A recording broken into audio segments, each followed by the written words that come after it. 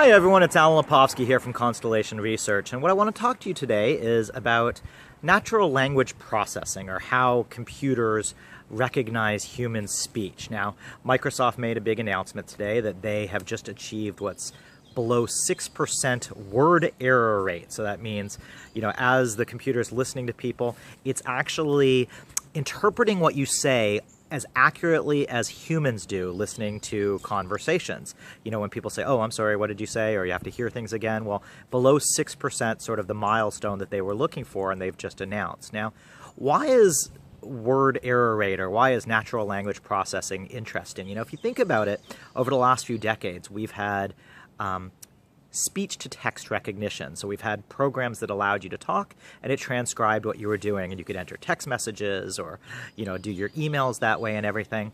Well, this new generation of text-to-speech, or speech-to-text, I should say, is important not just because of entering information, but it's because programs are starting to use our language as the interface to getting things done. So it's not just composing emails or sending text messages, it's ordering products, or it's asking questions, or it's generating reports, or it's getting driving directions from our car.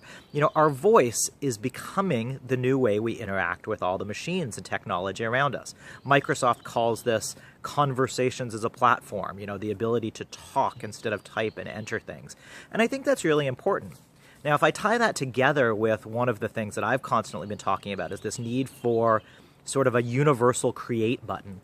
I hate that I go to one tool to create an email, I go to another tool to share a file, I go to another tool to create a task, I go to another tool to create a spreadsheet, on and on and on. We have different tools for doing things.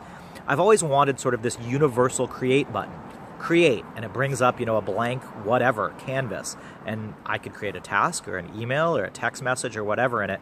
Well, the ability to have natural language is sort of the way of getting there. Now I can just say to my computer, create new email, or start spreadsheet, or create customer record, or order product, all of the things that you're going to do. So I'm really excited. I think speech is going to be a big part of what we're doing. Now, of course, there's all sorts of cultural aspects of it, not just technology.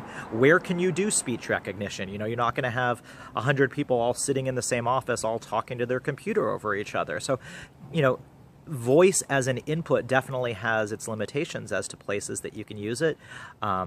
Sitting around in a cafe or a coffee shop, having everyone talk to their computers instead of each other certainly has cultural implications at work. But it's really interesting, and I'm glad to see the technology making it there. Now we have to see the tools start to use it, and I'm excited by it. So there you go, Alan Lepofsky from Constellation Research, talking about using your voice as a new input in the future of work. If you have any questions, please feel free to reach out to me, Alan Lepo on Twitter, and I'll talk to you soon. Bye.